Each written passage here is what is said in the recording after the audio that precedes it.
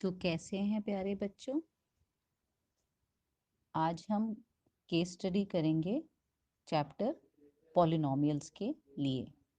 एक वर्कशीट पे एक केस स्टडी में पहले ही पॉलिनोमियल्स के लिए दे चुकी हूँ और ये दूसरी केस स्टडी है पॉलिनोमियल्स चैप्टर पर ही।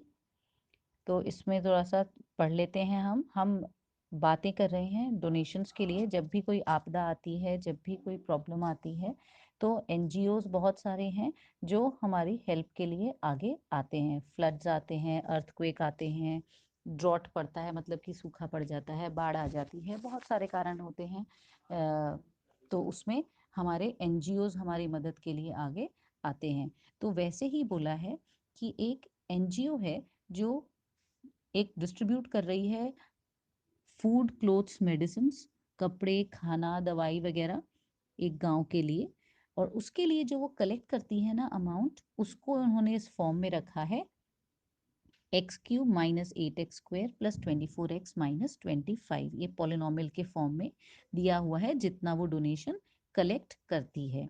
The NGO people divided the fund equally among families of the village।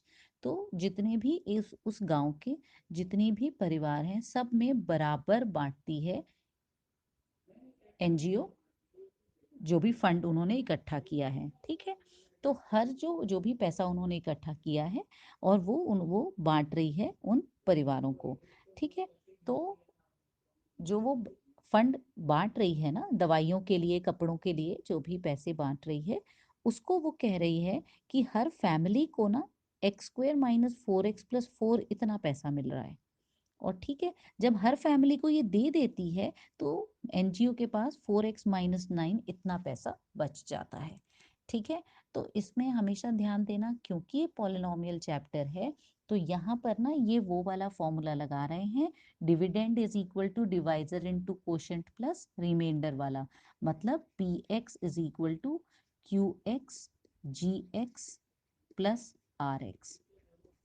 तो अगर हम यहाँ देखें तो मुझे क्या क्या दिया हुआ है, पीएक्स तो दिया ही हुआ है जो टोटल फंड कलेक्ट होता है। इन्होंने बोला है कि हर फैमिली को कितना अमाउंट रिसीव हो रहा है, x² माइनस 4x प्लस 4। और कितना बच गया, ये हो गया 4x माइनस 9, वो rx दिया हुआ है। तो हमें px, gx और rx दिया हुआ है। तो फर्स्ट पार्ट जो हमें क्वेश्चन का पूछ रहा है वो क्या पूछ रहा है, how many families are there. तो ये how many families are there मतलब इन्होंने क्यू एक्स पूछा है हमसे, कोशंट पूछा है कि टोटल अमाउंट मेरे पास x³ minus 8x² plus 24x minus 25 है, और उसमें से अगर मैंने हर फैमिली को x² माइनस 4x प्लस 4 दिया और इतना मेरे पास बच गया, तो कितनी फैमिलीज हैं वहां पे। तो हम यहाँ लॉन्ग डिविजन से सॉल्व करते हैं, x² माइनस 4x प्लस 4, और इसको जब हम डिवाइड करेंगे तो यहाँ आएगा, डिवाइड करेंगे हम पॉलिनोमियल को, तो पहले हम पॉलिनोमियल नोट डाउन कर रहे हैं। अब हम डिवाइड करना शुरू करते हैं। x से जब मैंने किया तो x³ minus 4x² plus 4x, इसी के साथ हमारा ये प्रैक्टिस भी हो जाता है डिवीजन का, minus 4x² plus 20x minus 25, इसको लेते हैं माइनस 4। तो यहाँ पे मेरे पास आया minus 4x² plus 16x minus 16। देखो कितना आ रहा है रिमाइंडर, 4x माइनस 9 जितना ही आना चाहिए कि इतना ही बचेगा बोल रहे हैं वो रिमाइंडर, तो ये कट गया। 20 माइनस 16 आ गया 4x माइनस 25 प्लस 16 मेरे पास आ गया माइनस 9। सेम आया ना। तो यहाँ पर कितनी फैमिलीज है, x माइनस 4 फैमिलीज है उस विलेज में। कौन सा ऑप्शन है, फर्स्ट ऑप्शन। तो फर्स्ट ऑप्शन हमारा सही जवाब है, x माइनस 4। अब हम आ जाते हैं हमारे बी पार्ट पे। क्वेश्चन कह रहा है कि अगर ₹2091 बचा है हमारे पास, तो x की वैल्यू बताओ। अब क्वेश्चन के अकॉर्डिंग कितना पैसा बचा है, 4x माइनस 9। तो 4x माइनस 9 इन्होंने x के टर्म में दिया है और अमाउंट के टर्म में कह रहे हैं कि हमारे पास 2091 बचा है। तो x की वैल्यू कैलकुलेट कर लेते हैं यहाँ पर, 2091 प्लस 9, तो ये हो गया 2100। तो x की वैल्यू आ गई 2100 अपॉन 4, मतलब 4 5 20, 4 2 8, 4 5 20। तो हमारे पास आया 525। ठीक है, तो 525 कौन सा ऑप्शन है हमारे पास, ऑप्शन 2 हमारा सही जवाब है। अब हम आ जाते हैं हमारे सी पार्ट पे। How much amount does each family receive? Her family को कितना पैसा मिला? तो क्वेश्चन बोल रहा है ना कि हर फैमिली को इन्होंने x square minus 4x plus 4 amount दिया, तो बस यहाँ पर x की वैल्यू डालते जाते हैं, जो हमारा आंसर आएगा उतना ही पैसा हर फैमिली को मिला है। तो यहाँ पर हमने x की वैल्यू डाल दी, जो इन्होंने बोला ना कि 20951 अगर बचा है तो क्या x होगा, तो उसी पे बेस्ड हम अपने क्वेश्चन आगे सॉल्व कर रहे हैं। ठीक है, तो यहाँ पे जब हम 525 का स्क्वायर लेते हैं तो यहाँ पर हमारे पास आता है कैलकुलेशन, यहाँ पे आया मेरे पास, अगर मैंने इसको लिया तो 275,625, ये मैंने पहले ही कैलकुलेट करके रखा हुआ है ताकि हमारा कैलकुलेशन में टाइम वेस्ट ना हो। तो यहाँ पे जब हम इसको करेंगे तो 275,629, क्योंकि लाइक टर्म्स है, इसमें भी प्लस साइन है इसमें भी प्लस साइन है, तो इनको ऐड कर दिया, माइनस 2100, तो मेरे पास बचा 273,529। कौन सा ऑप्शन है हमारे पास? हमारा थर्ड ऑप्शन सही जवाब है।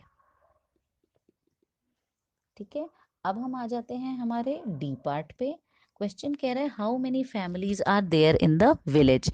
हमने जब फर्स्ट पार्ट किया था उसमें था ना how many families are there, तो अब जब मुझे x की वैल्यू पता चल गई तो I can exactly tell you how many families are there. तो हम बता सकते हैं एग्जैक्ट कितनी वैल्यू फैमिलीज हैं। तो x माइनस 4 को हम लिखते हैं 525 माइनस 4 मतलब 521 फैमिलीज हैं। फर्स्ट पार्ट में हमने x के टर्म में बताया था, इसमें हम एग्जैक्ट नंबर के टर्म्स में बता रहे हैं। तो यहाँ कौन सा ऑप्शन है? फोर्थ ऑप्शन हमारा सही जवाब है। अब हम आ जाते हैं अपने लास्ट ई पार्ट पे। क्वेश्चन क्या कह रहा है? E part, what is the total amount of fund collected? अब total amount of fund collected में 11, 12, 14, 16 करोड़ ऐसा ही है। ठीक है, तो ये टोटल जब हम यहाँ देखते हैं तो कितना फंड कलेक्ट हुआ था, ये px जो दिया है इतना फंड कलेक्ट हुआ था। तो यहाँ पे हम वैल्यूज डाल देते हैं, जहाँ पे भी x नजर आएगा उतना वहाँ पे हम अपनी वैल्यूज सब्सटीट्यूट कर देंगे 525 की। ठीक है, तो ये है मेरे पॉलिनोमियल है, इतना फंड हमने कलेक्ट किया था। तो ये हो गया 525 का क्यूब माइनस 8 525 का स्क्वायर प्लस 24 इंटू 525 माइनस 25। अब इसका जब क्यूब लेते हैं तो वो आता है हमारे पास 144703125। ठीक है, इसको जब हम मल्टीप्लाई करते हैं 8 के साथ तो ये मेरे पास आता है 2205,000, और जब हम अगला टर्म लिखते हैं तो ये आता है 12600 माइनस 25। अब जब हम इनको सॉल्व करते हैं तो आंसर आता है 1425106।